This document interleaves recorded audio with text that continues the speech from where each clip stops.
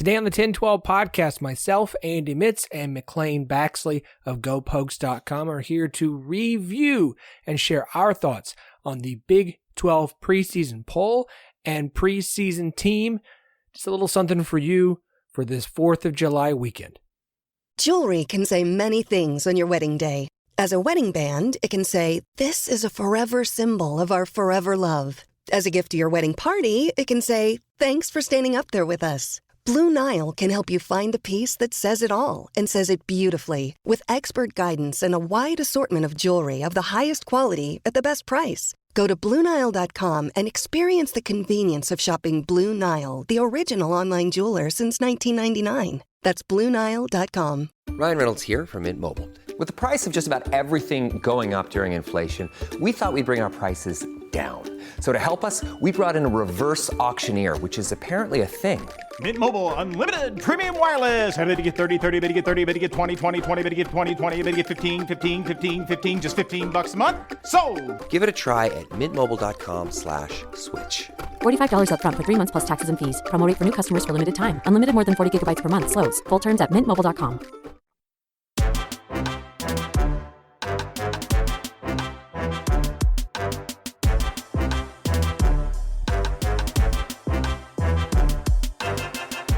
Welcome to the 1012, the podcast that covers all 16 teams in the Big 12 Conference. First official time saying that here on the show. We are the flagship show of the 1012 Network. Find every podcast in the network at 1012network.com. And of course, we are partners with Sport Social, Europe's biggest sports podcast network. I am your host, Phillip Slavin. Thank you for joining us, I assume, hopefully over this 4th of July weekend. I decided I didn't want to leave your podcast feed empty with a big weekend. If for those of you who are only getting 3 days, I'm sorry. For those of us who have a 4-day weekend, very much looking forward to that. So it's very exciting time. Look, it's a perfect opportunity. Now that we have 16 teams, it is official. I know that technically the 4 corner schools are like not in the Big 12 till August, but let's be honest, like the Pac-12 website now just has 2 teams. OU and Texas are gone. The Big 12 hasn't officially. I get it. There's a lot of technicalities and contracts. Whatever. This is a 16-team conference now, okay? We know that because the Big 12 has released the preseason poll and the preseason team ahead of media days next week in Vegas. Now, it seemed like a good idea and a good time to kind of break all of that down, the poll and the team. I will not be doing it alone. Joining me is a voice you hear very often here on the 1012 podcast, a regular co-host. He is the host of the Rock Chalk podcast, part of the 1012 network, Andy Mitts. Yeah, I think people were starting to miss me. Probably not, actually. They're probably like, man, this guy's back already. I'm just going to not mention you on this episode and see if that helps show numbers or hurts them. Yeah, exactly.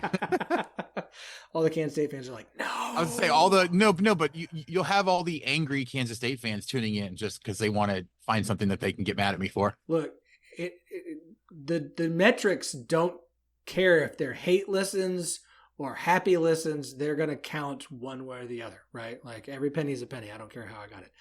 And also joining us because this year, in years past, for quite a few years, we have voted in the preseason media poll. However, they didn't send me the list this year, or the option to do so this year, probably because we didn't apply for credentials because I'm not going to Vegas for. So this is the first year in a while that I have not officially voted. So I wanted to make sure we had someone on the show who officially contributed to this year's preseason media poll and team. So joining us for the very first time, probably not the last.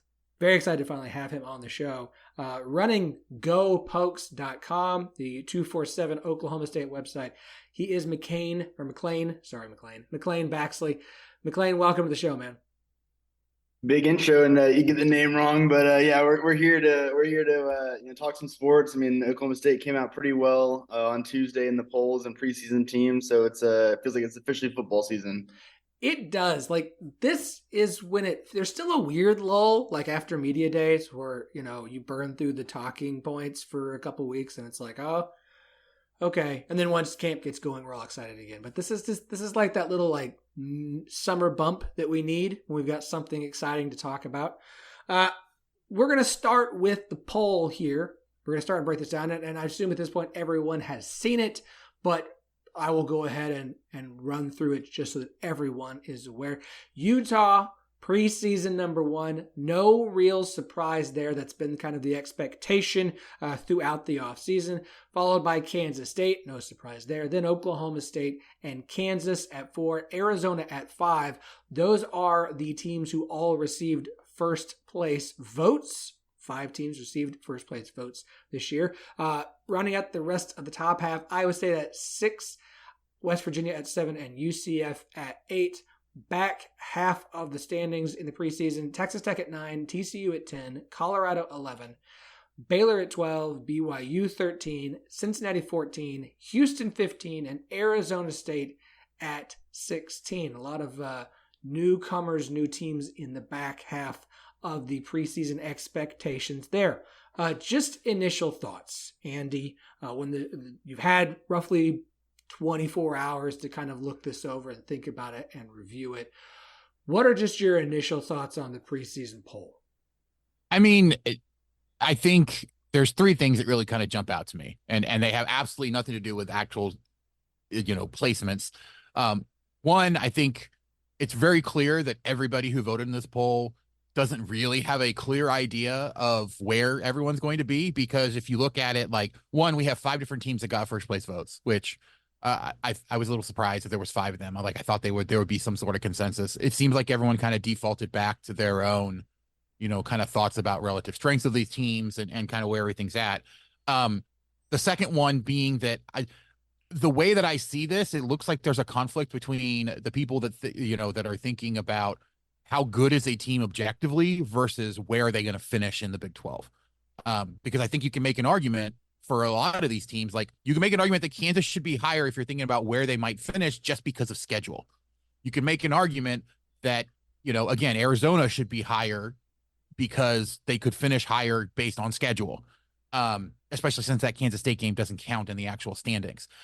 But I think if you're looking at overall strength, I do think that, like, Utah and Kansas State are probably the 2 teams that you would consider to be the most complete teams coming into the year. So it's kind of a dichotomy there of, you've got, I think, a good portion of the people that are voting on strength of teams. You got a good portion of people that are probably voting, and that's where I'm imagining like the Kansas first place votes came from, is that somebody looked at the Kansas schedule and said, oh my gosh, like, if they go less than 11-1, then there might be an issue here. Or I'm sorry, they would be surprised if they went less than 11-1 just based off of who they're actually playing. And so, that's kind of the final thing that jumps out to me. And then I guess there is one, that really kind of jumps out, being Colorado. It seems like the voters kind of split the difference here, because everything I've seen, either Colorado is going to surprise a whole bunch of people because they have, some really big superstars that are going to, kind of take things over and are going to make Colorado really exceed expectations, or there's a bunch of people that expect Colorado to fall completely flat. And it seems like people kind of split the difference here. Again, kind of the same general idea, right? Of people didn't know where to put them. So they kind of just defaulted to whatever they wanted or whatever they thought. And we saw that kind of both of them canceling each other out. McClain, you, as I mentioned, voted in the poll this year. What are your thoughts, and where are your biggest differences between your vote and how the poll turned out? Fortunately, I looked pretty good when looking at my poll and looking at the complete poll. I mean, like you said, I think those top 3 of Utah, Kansas State, and Oklahoma State are interchangeable. I think there's arguments to be made for them to be the best team in the conference. When you're looking at different factors, looking at different analytics and things, I think all 3 have a case to be the top team in the conference. And as Andy was saying, is that the top team in the conference on paper? Based off who's coming back, is that the top talent? But top team looking at the schedule or where they're going to end up in December.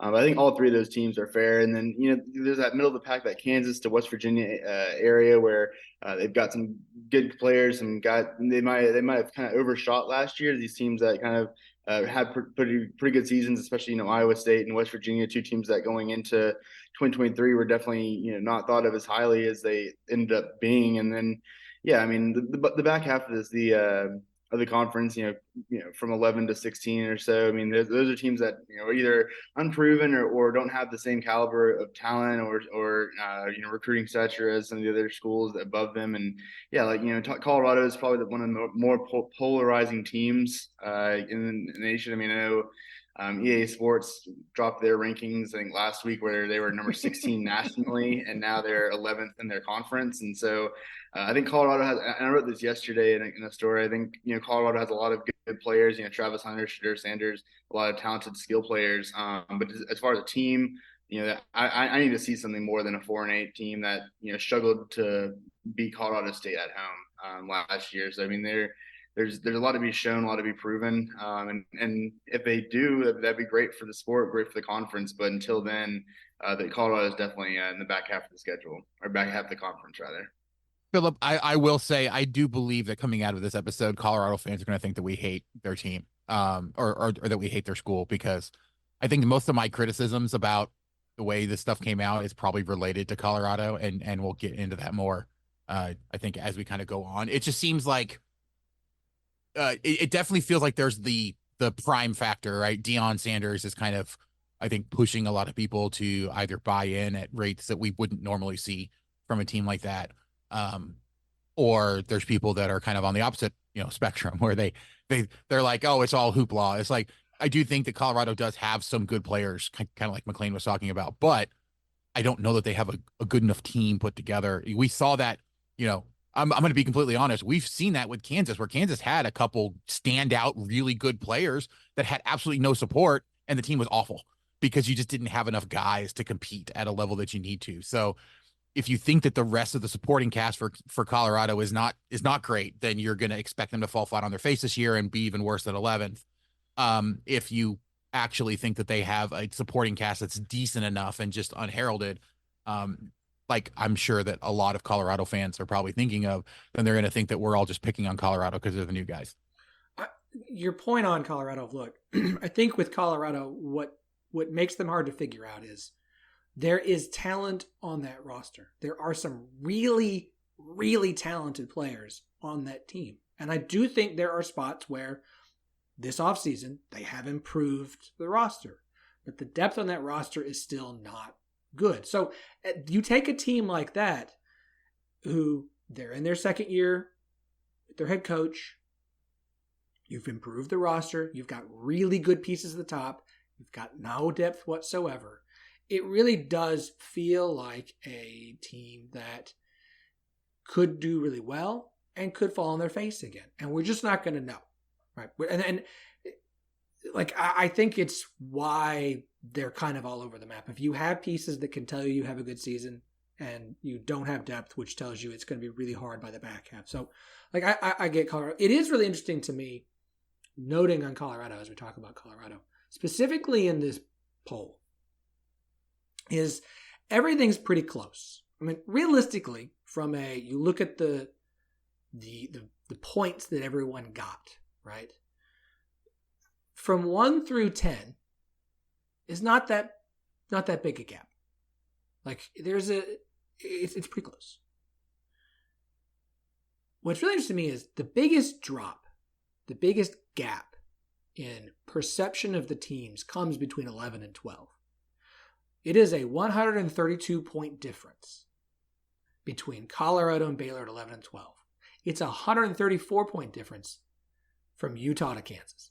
The same difference between 1 and 4 is the difference between 11 and 12. There is a sizable drop-off there of people aren't quite sure. There's some people who are higher or lower on Colorado, but everyone is pretty low on Baylor, BYU, Cincinnati, Houston, and Arizona State. Those are the 5 teams everyone's just like, nope. They are finishing low. They are not going to be here. They are not contending. They are not going to have good seasons. It is interesting to me that is where the gap falls off, which speaks to the depth of the Big 12, speaks to everyone's perception of this is a wide open league that's going to have a lot of parity, a lot of up and down, a lot of teams competing late into the season. Potentially, we got 5 teams with first place votes, and I don't have anything against our against those five. I'm kind of surprised it was only 5 teams. I'm surprised that someone didn't throw West Virginia a bone or Iowa State a bone or somebody else. UCF. I mean, I expected one UCF first place vote. What I want to talk about this gap, this bottom 5, the Baylor, BYU, Cincinnati, Houston, Arizona State, that everyone seems pretty much set of like, no, these are the 5 worst teams. They're all going to finish at the bottom.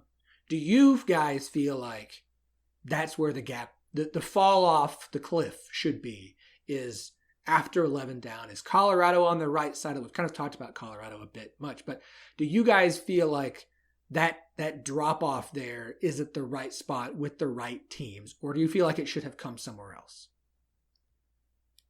I would almost say that we actually probably have 4 basic tiers, and each one is about a 150 point gap. So you have, I think you can have like a 1A tier in Utah, Kansas State, and Oklahoma State, and a 1B tier in Kansas and Arizona, where they're all within about 150 points of each other. They all have first place votes. Like, those are probably going to be the real contenders, right, for the conference this year. And then after that, you've got a group of Iowa State, West Virginia, UCF, and Texas Tech that are all within about 150 points of each other, that are kind of going to be that middle of the pack. I think a lot of people are like, I see a lot of upside with these guys. They could jump up and surprise some people. You might see one of them contending for the Big 12, but probably not all of them, or probably not more than one. But they all have, kind of like McClain was talking about, they all have really good pieces. Then you have TCU and Colorado kind of off on their own. They're kind of that like tweener there, right? Like they're either they're group there at 36, and then, as you said, all those other ones at the bottom. I mean, I do agree. I think all of those ones at the bottom have very significant issues, or very significant things that could become issues that make it very hard to think that any of them could beat the teams ahead of them. I do think that Colorado, like we've talked about, has enough that they probably should not be grouped in that same, but I do feel like they are very similar to TCU. So like if you group them in those 4 groupings, I think it makes sense, because most of those teams are very similar to each other. They have very similar profiles, and we can talk about the level of talent and where they should be ranked relative to each other. But like, I do think that you wouldn't jump Iowa State up into that top group, even though they have, I think, a lot going for them. I think that there's enough questions about, what Iowa State has, that it's fair to put them in that quote unquote second tier coming into the year. And obviously a lot of this will change based off of early results and how these teams actually play each other. And as we talked about, the actual schedule itself is going to, I think, influence a lot of the way we think about how these teams are going to do. But I mean, I do think, as you put it, those groupings look very appropriate to me. I do think that, Baylor, BYU, Cincinnati, Houston, Arizona State, those 5 are probably going to be the bottom 5 in the conference in some order. Maybe not this order, but in some order. I mean, what's been so fun in this first year, I came to Oklahoma State last May, started covering them last May, and what's been so fun about covering them and being around the conference is that parity. I mean, I think last year was the first year in 5 or 6 years that the preseason favorite won the conference in Texas, and that was a Texas team that went undefeated, or had a really good season and went to the college football playoff and was a few plays away from playing in the championship. A really good team. The rest of the years, I mean, and it's like 4 straight years where the championship game has had a different winner. I mean, there's so much parity, and right now on July 3rd, we're talking about these teams, and maybe on December 3rd, we're talking about a different set of teams, and maybe these top 5 teams don't even, there's one of those outliers, or one of those Iowa States or West Virginia's, Texas Tech, that kind of sneaks into Dallas in December. But that's what just makes covering this conference so fun, and being around this conference so fun, is that really, anything can happen any day. I think there's a lot of people that are saying that Oklahoma State, going to TCU or going to Colorado, Baylor. I mean, there's like these trap games, and maybe so, but I mean, it is just makes it more fun. But yeah, I mean, I think there's definitely a drop off there in that last 5 or 6 teams. I'd even include Colorado in that. As I was talking about earlier about how they haven't really proven anything. They had a good start to the season, those first 2 or 3 games last year, but then Oregon came in and really just shut that narrative down, and as Dan Lanning said. And so until they kind of work their way back into the conversation and really show something other than just having 4 or 5 guys that will probably see the field at the NFL level, I'm not comfortable and not ready to put them in the same status as a Texas Tech or TCU or UCF even. Your point on the parity is accurate. I love how the conversation is, moving forward. The Big 12 is going to be so hard to pick. There's going to be this parity. It's going to be wild. I'm like, y'all, the last 4 years, you've had 4 different champs and 7 different teams in the conference championship game. The parity already exists even when Oklahoma and Texas were still in this conference. So let's not act like them leaving, oh, now there's going to be parity. There's already been parity. We've talked about the fact that when it was a 10-team conference, 7 of the 10 teams made the championship game in its first 6 years back. So we have plenty of parity already in this conference. That's not going to change at all. Right. Six of the 10 teams got to play Oklahoma in the Big 12 championship, Never got Bedlam. A couple teams, questions I want to have specifically on this, then we can move on to players. I have seen a lot of Arizona State fans, a lot of people who kind of cover Pac-12 or familiar with Pac-12, looking at Arizona State saying they're not going to finish in last place. Reminds me a lot of West Virginia was picked to finish last year, right? And then they end up having a really nice season. Now, I don't think Arizona State's going to have the last 5th place that West Virginia did. West Virginia had a lot of reasons why they shouldn't have been picked last. Arizona State, a lot of people saying they should be passed. McClain, you did not pick them last, so I'll let you start here. Do you feel like what is the case for Arizona State not being the last place team in the preseason this year? Ryan Reynolds here from Mint Mobile. With the price of just about everything going up during inflation, we thought we'd bring our prices down. So to help us, we brought in a reverse auctioneer, which is apparently a thing. Mint Mobile Unlimited Premium Wireless. How to get 30, 30, bit to get 30, bit to get 20, 20, 20, bit to get 20, 20, bit to get 15, 15, 15, 15, just $15 a month? Sold! Give it a try at mintmobile.com/switch. $45 up front for 3 months plus taxes and fees. Promo rate for new customers for limited time. Unlimited more than 40 gigabytes per month. Slows full terms at mintmobile.com. That I felt a little bad because I knew everybody else would put them last, and so I wanted to give them a step up. This is a team that continues under Dillingham to they looked well, they looked good in recruiting. They've gotten a couple of names in there, but they're still not able to kind of translate that onto the field yet. I mean, they're still developing. This is a second or third year at the program, and they've had a lot of guys leave last year. Jaden Daniels, not Jaden Daniels. It's Rashad, or the guy who went to Georgia. Yeah. Quarterback who went to Georgia. Yes. Quarterback's supposed to come and be the new freshman phenom, and he ends up leaving. And there's a lot of coming and going, and nothing that's really proven or really shown that they are anything less than or anything more than towards the bottom of the conference. I mean, they're still rebuilding. They're still putting their implementing what they want to believe, what they want to do on the field. And so for that, I mean, they're definitely in that bottom echelon of the conference. Yeah, I mean, I think the argument, right, is that as to why they wouldn't be at the bottom is because they don't have a first-year coach. Willie Fritz, for whatever you think he's going to be able to do at Houston, I think there's an argument that you could make that Houston should be at the bottom, mainly because they have a brand new coach that's trying to implement a brand new system. And we have definitely seen teams struggle, especially in a league that has so much parity.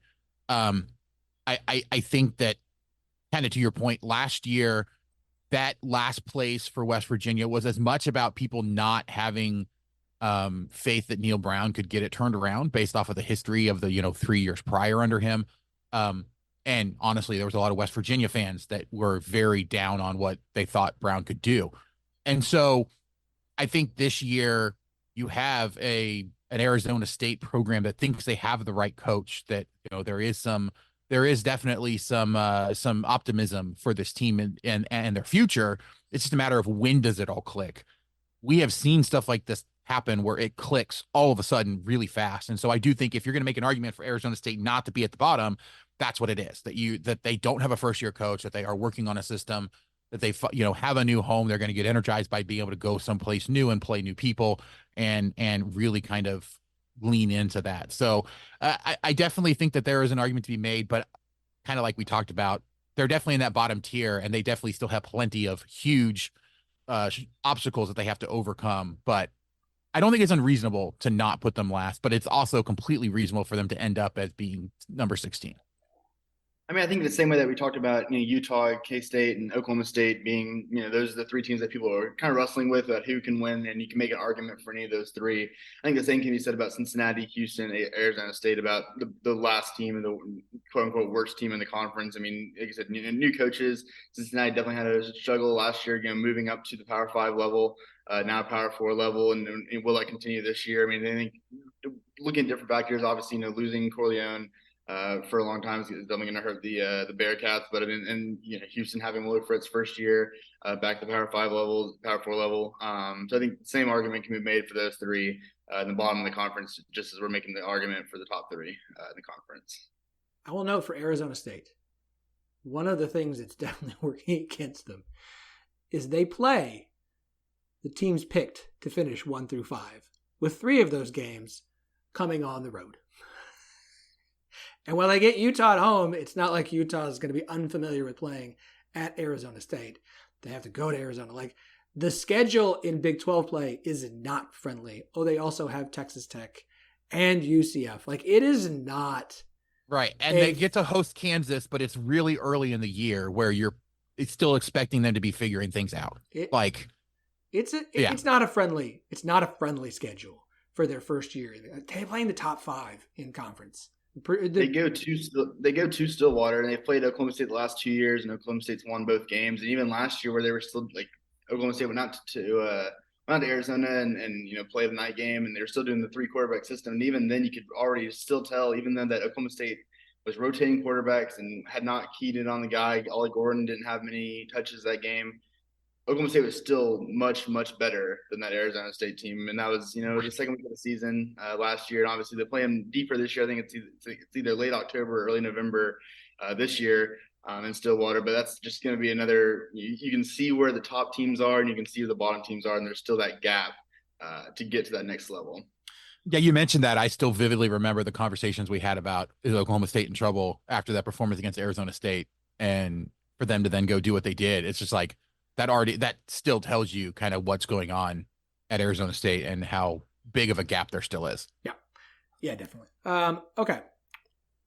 One other team I want to talk about here, the 6th place team, Iowa State. It is interesting to me. There's the closeness of the top 5. From a point standpoint, there's a 100-point gap from Arizona at 5 to Iowa State at 6. And then there's about an 80-point gap from Iowa State at 6 to West Virginia at 7, and then there's a nice close grouping together. And so Iowa State's kind of like on this little island at 6th of just outside the teams we think are going to compete. But in that Group B, the Iowa State, West Virginia, UCF, Texas Tech, the expectations for them seem a little bit higher than the rest of that group. That would put them atop that kind of tier 2. We talk all the time about what a dark horse in conference play is, right? We have contenders, and a dark horse is someone where they are not considered a contender. They're outside of whatever that grouping is that we kind of think could make it there. How are you guys feeling about Iowa State? Because I see the arguments for Iowa State, and I see all the arguments against Iowa State. The only time they've gotten to Arlington was in the COVID year. They haven't won 10 games in program history. You're replacing your OC. But I also see a lot of talented youth on that roster last year that is all back for another year. They should all continue to improve and get better. An Iowa State defense, I think at last check, they were number 2 in returning production in the nation, according to Bill Connolly. Like, I understand returning production is only as good as returning production, but it was solid returning production. And of course it was young, so it should continue to improve. Like, make the case here. I'm going to make you guys do it. For Iowa State to be a team that should have gotten a first place vote, or no, they're in the right spot. I think Matt Campbell might be in the Hall of Fame for dark horse championships. Right? I mean, it feels like every year they are they're obviously, in years past, you've had the Oklahoma, Texas, OSU, K-State. I mean, you've had all these teams that are the favorites. And then every year it's like Iowa State could do something. They could do something. And then, like you said, 2020 was the year they did something. And even then they didn't win it. So, I mean, they are always so close. But like you said, like I said earlier, they kind of overshot last year. I think they kind of exceeded expectations with a young quarterback, with a young team around him. This year, they kind of avoid some of those big teams, big schools. So their schedule is a little bit more favorable than years past. But yeah, I mean, I think there's definitely a case to be made simply based off that, they were good last year, good enough last year, and they returned most of those guys. And so the fact that you would think year to year you get better, year to year you improve upon what you had the year before. And so if you're buying into that, yes, they should, win, 9 games and maybe get to 10 games in 2024. 10 games. Did you just say Iowa State in 10 games? Wow. I mean, again, they've never won 10 games in program history. Maybe. A point that look, McClain is really, really going for the pro, Twitter crowd. Like, he really wants the Twitter crowd to love him. So, hey, no, I went to Ames last year. I went to Ames, and it was a good little time up there in Iowa. I'd never been before, and not going to win until 2027 is when Oklahoma State next plays in Iowa. I was to say I went up there last year as well, and I agree. It was a lot of fun going up to Ames. So, but no, I mean, I think Iowa State, as long as John Haycock is the defensive coordinator, I think Iowa State has a chance every single year, because he's that good of a defensive coordinator and is able to, I think, overcome a lot of issues that team as a whole has. I think the issue with Matt Campbell is, yes, he's got a lot of great things going for him, but I think a lot of Iowa State fans that I've talked to, at least, are definitely upset about, how much loyalty he has to some of his staff that he shouldn't necessarily have loyalty to, which introduces problems. They've had special teams issues for a really long time up there. They've had kind of offensive ups and downs. And I think really what it comes down to is, how good do you think, or how well do you think Rocco Becht is going to, develop this year? If you think he's going to build off of last year and really kind of turn that offense around, then I think that they're going to have a good year, and they could beat a few of those people or a few of those teams up in the top 5 and actually be in contention to go to Arlington. But I think there's enough questions. They're also a team that I think one disastrous special teams game could completely derail the entire season for them. And that's happened before. So, like, I mean, that's generous. Happened before. I've seen it happen in person before. We won't mention the game because I really don't want angry Iowa State fan tweets, which I'm probably still going to get anyway, even for mentioning it the way that I did. But I mean, I do think this is an Iowa State team. They're perfectly where they should be. Like, I thought maybe they would get a first place vote, because I do think that there is something to be said about that defense and what they're able to do. And just with the uncertainty everywhere else, but I'm also not that surprised that they didn't get one. I do think that they are definitely in that second tier, though, of teams of, like, these are the ones that we think could be a contender if everything breaks right. But if you're trying to evaluate them on paper, they probably don't belong in the same grouping as those teams at the top of the conference. I think that's fine. I think that's fair. One place where Iowa State is winning is at charliehustle.com as part of the Big 8 College Roadshow collection that Charlie Hustle dropped these past couple weeks. And good grief, the Iowa State gear was fantastic. The wrestling tee and the basketball Big 12 champ tee, absolutely great. I mean, everything was. The Kansas stuff was fantastic. The Kansas State gear was great. Oklahoma State gear was fantastic. Like, all the Big 8 gear, including that green Big 8 conference t-shirt that I'm waiting to arrive in the mail. I cannot wait because it's awesome. You can go shop all of it and be ready, because there is more to come in the month of July. We do have 3 new Big 12 schools that are not currently on Charlie Hustle, but they dropped a little tease image on social media that kind of lets y'all know that's not going to last for much longer. Arizona, Arizona State, and Utah. So go to charliehustle.com. If you're a Big 8 fan or a fan of the schools that were in the Big 8, they've got incredible stuff, including new bomber jackets that are real nice, okay? Use the promo code 101215, TEN1215, and get 15% off all non-sale items, okay? So as long as it's not on sale, you can stay with our promo code. And you can use that promo code more than once. If you need to buy something now, You want to wait because there's more gear coming. You want to buy some stuff again. Start stocking yourself up for the season because the season will be here sooner than you think. This is a great time to go and do it. Go check out the Big 8 College Retro collection that they dropped. Just absolutely fantastic gear. Like I like to say, that is not a one-time code. It is a whenever the heck you want code. It's every time you feel the need to treat yourself with some Charlie Hustle, who makes incredible vintage-inspired college sports apparel. And if you're if you live in the Kansas City area and just like Kansas City sports and things, like they have a ton of Kansas City stuff. They are based in Kansas City. They love Kansas City. And they love the Big 12. It's why they keep popping up Big 12 stuff. It's why they have a relationship with the Big 12. It's why they have a great relationship with us. So 10, 12, 15, TEN 1215, 15% off all non-sale items at charliehustle.com. Charlie Hustle, vintage made fresh. Think you know the Brooks Ghost? Think again. Introducing the all-new, better-than-ever Ghost 16. Now with nitrogen-infused cushioning for lightweight, supreme softness that feels good every step, every street, every single day. So go ahead, take your daily joyride in the all-new nitrogen-infused Ghost 16. It'll turn your everyday miles into everyday endorphins. Let's run there. Head to brooksrunning.com to learn more. All right, so let's dive in on the preseason team here. I'm not going to go through all of the players on it. You're welcome to go and pull it up and follow along. You're welcome to, I assume you already have your own thoughts and complaints. If you have thoughts and complaints about the first team or you disagree with us here, of course, you can always hit us up on Twitter at 1012network, TEN, the number 12, the word network. DMs are open. I have it open for everyone. If Twix won't let you DM me, it's not my fault. We do have an email, 1012podcast@gmail.com, TEN12 word podcast@gmail.com. I'm happy to respond to those. We're on Instagram and Threads as well if you want to go and hit us up. Or if you got a complaint about something we say, but you want to leave us a 5-star review with that complaint, that also works, and I'll read it here on the show. But let's kind of look through. I want you guys' initial thoughts. Look, when you have a 16-team conference, when you have that many players, it's going to get weird. It just is, because everyone's got talent on their roster somewhere.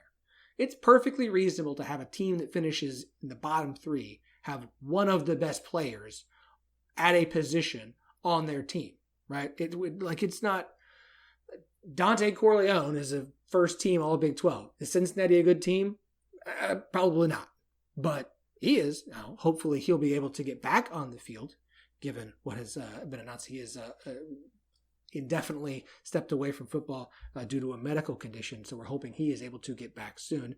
But that's why this is weird. So what is interesting to me, the biggest thing that stuck out to me that I want to point out is Oklahoma State led all teams with 6 players on the preseason team. They had 4 on offense in Ollie Gordon, who's got his own problems to deal with. Don't drink and drive, kids. Brennan Presley, wide receiver. Dalton Cooper and Joe Mikulski on offensive line. And then on defense, they have 2 of the 3 linebackers in Nick Martin and Colin Oliver. So not shocking to see a team that picked high to be up there. Utah had 1 on offense and 2 on defense, although it's on defense, 1 special teams and punter. But lo and behold, Kansas State, team preseason picked number 2, does not have a single player on the preseason team. McClain, you submitted your ballot for this. Did you have a Kansas State player in your preseason team? And if not, did you at least have maybe in contention and consideration when filling your ballot out? I had Brendan Mott on the defensive line as my Wildcat representative. When you were saying that, I was looking at my ballot and I was like, wait, there's one right there. And there's multiple Utah guys. But yeah, he is my lone guy. And the same way we were talking about how, certain teams have talented players. You think of Colorado, you think of Cincinnati, you think of, nationally, different teams that have talented players that might not have talented teams. I think, K-State and some of these other teams, both in the conference and nationally, have good teams, may not have, 1 or 2 guys that are standout guys that are, best at their position conference-wise or nationally. So while there's no representation for the Wildcats on the all-conference team, doesn't mean that they're not all-conference caliber, I guess.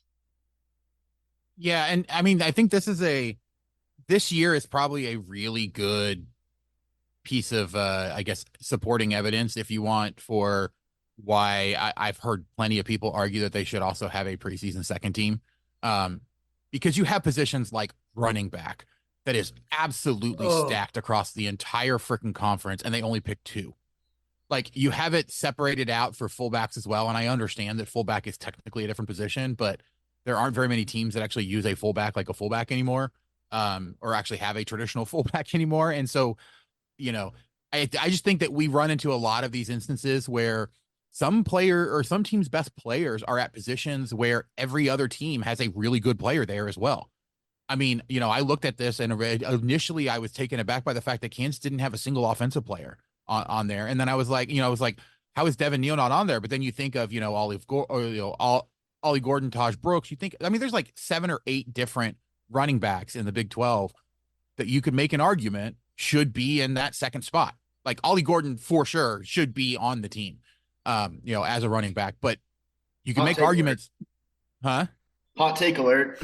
yeah, exactly. Like, wasn't he like the only unanimous selection as well? Yeah, exactly. He was preseason offensive player of the year in the Big 12. So of course he's going to be right. But he was also the only unanimous selection to any of the teams, which again, like, he absolutely should have been there. But I think you can make an argument for 6 or 7 different guys to be that second representative.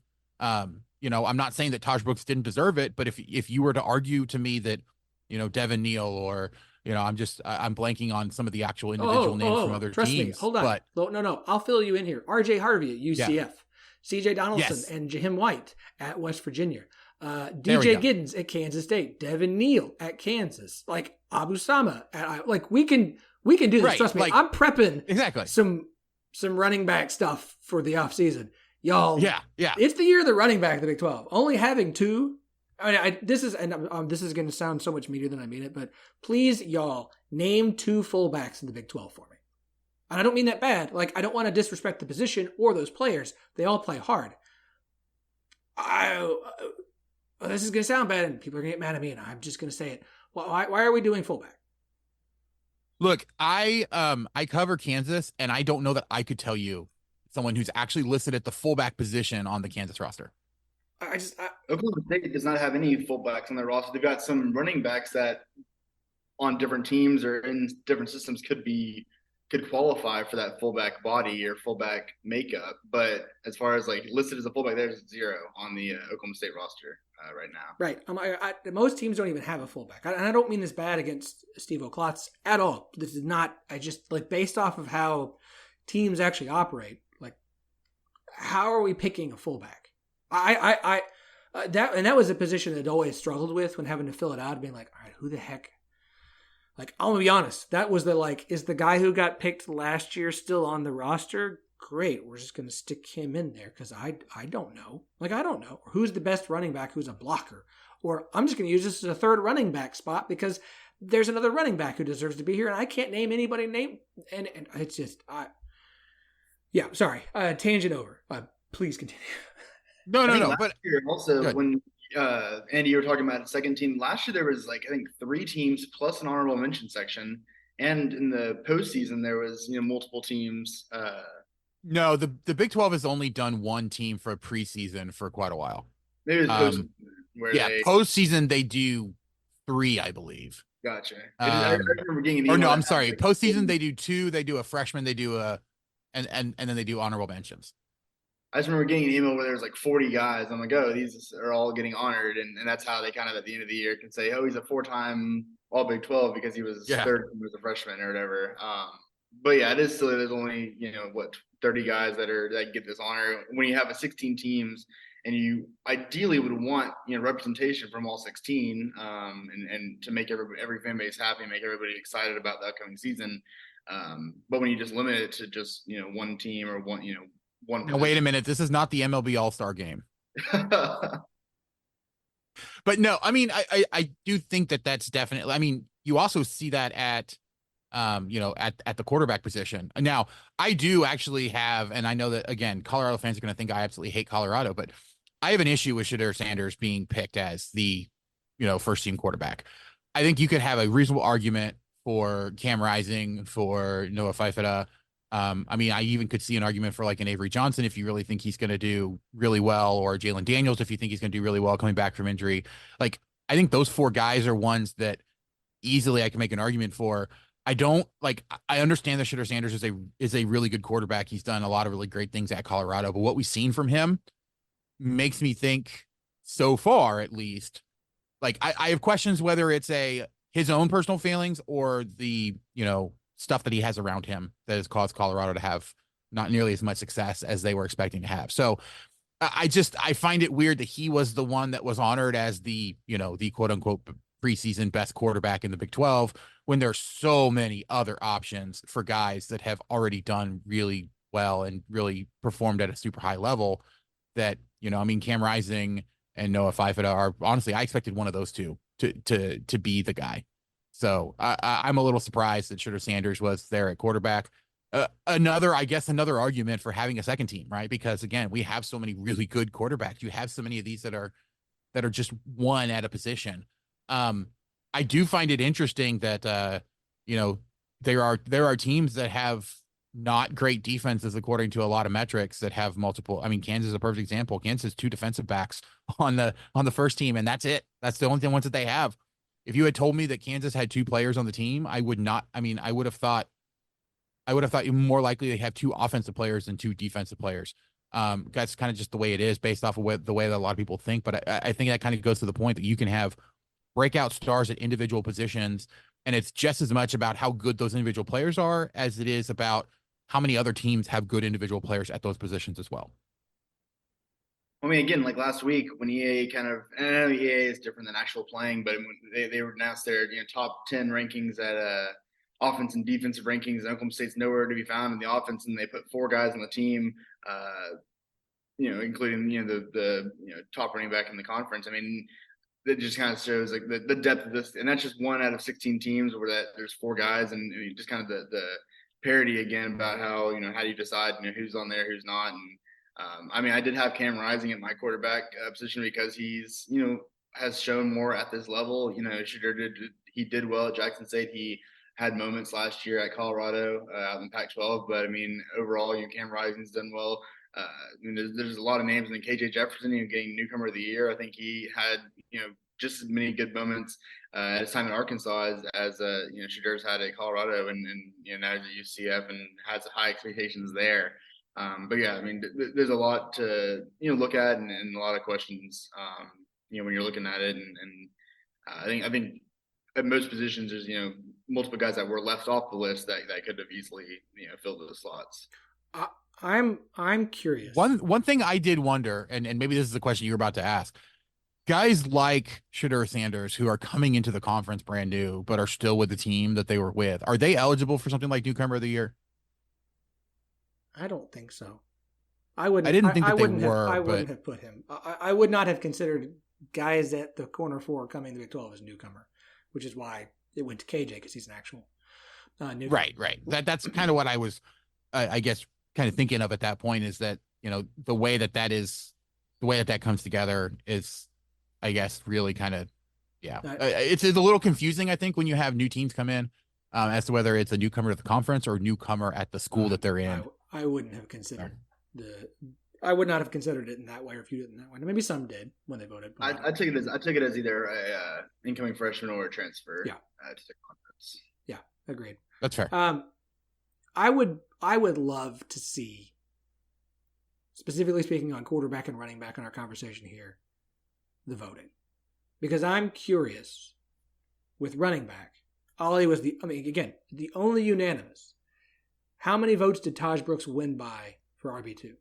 How many votes did Shedeur Sanders win by for QB? Was it 1? Was it, did he have a 50% margin and everyone else split the rest? Like, I'm always curious with stuff like this. Like, what was the margin of victory here, right? How many people voted for him? Or was this race a really, really close race and he had just enough extra ones to get him over the line? I'm really curious here because I agree. Like, had I filled one out, I would have had Cam Rising, because if the expectation is that Utah is going to win the Big 12, it's because Cam Rising has come back healthy and has led this team to a Big 12 title. Shedeur Sanders could put up a ton of great stats. Like it could be the Jaden Daniels at LSU last year. He's just so good. The defense is just so bad, and everything around him is just so bad that you can't argue that he was incredible and it's not his fault. And maybe that's what happens with Shedeur Sanders. I just have a hard time of like, if Cam Rising comes back and stays healthy for a whole season and leads Utah to a Big 12 title, like I have a hard time not seeing it being Cam Rising.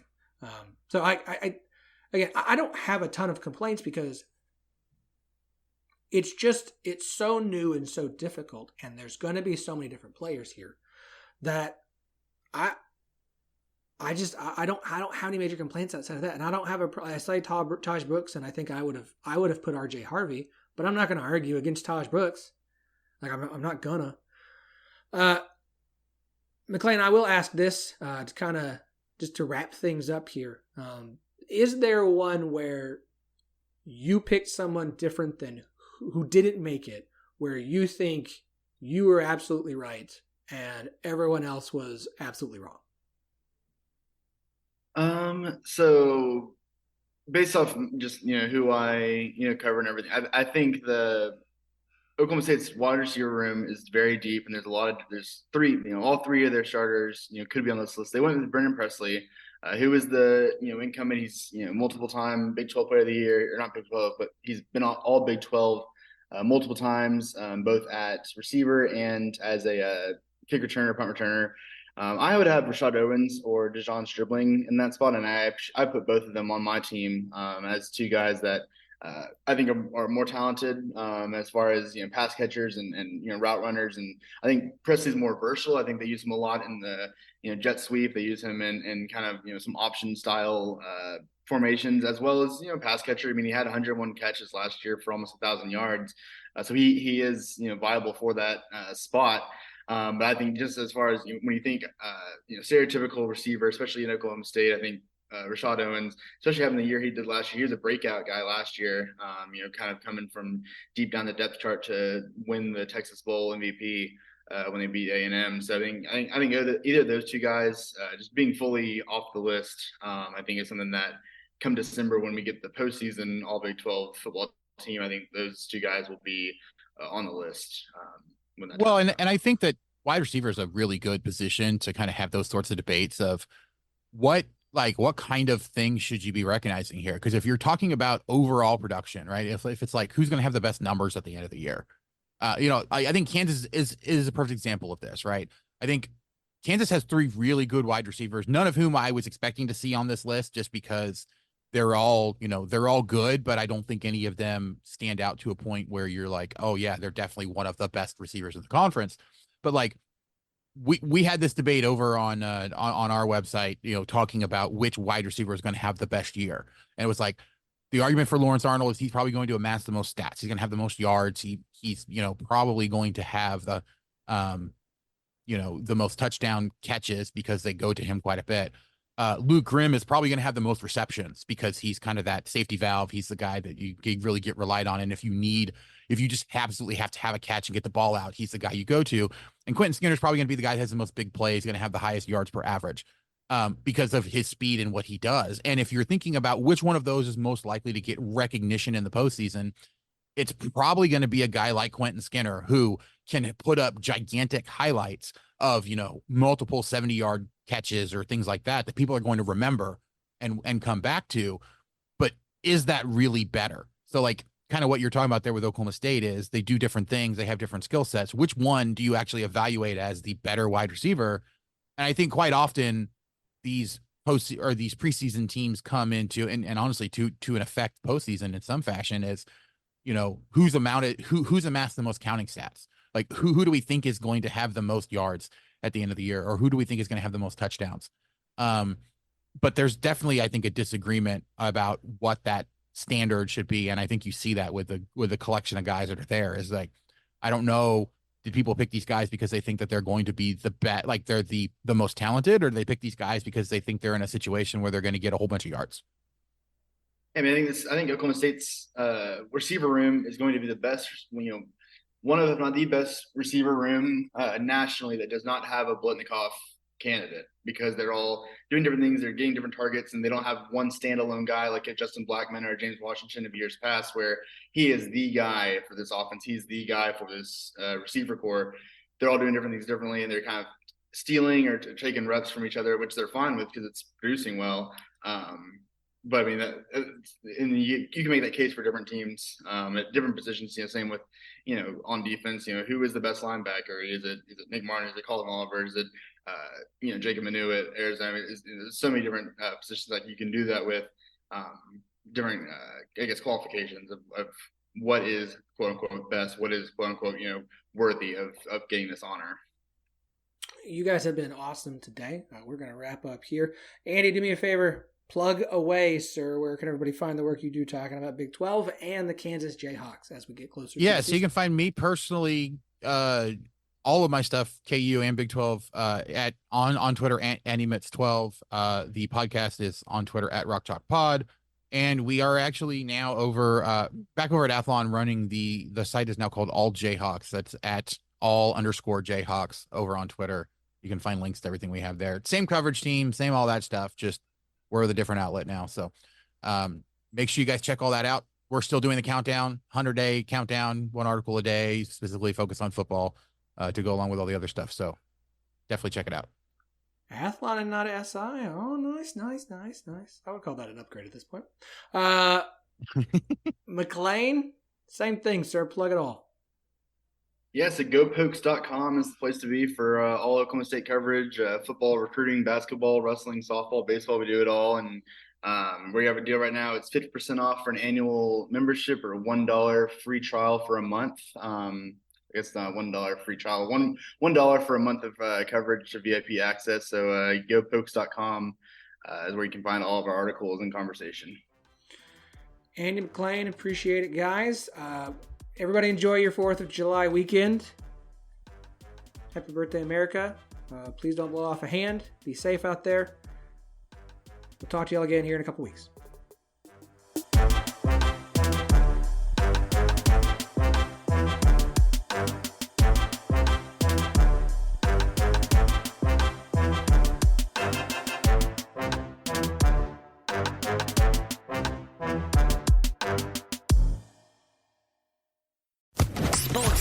Podcast Network.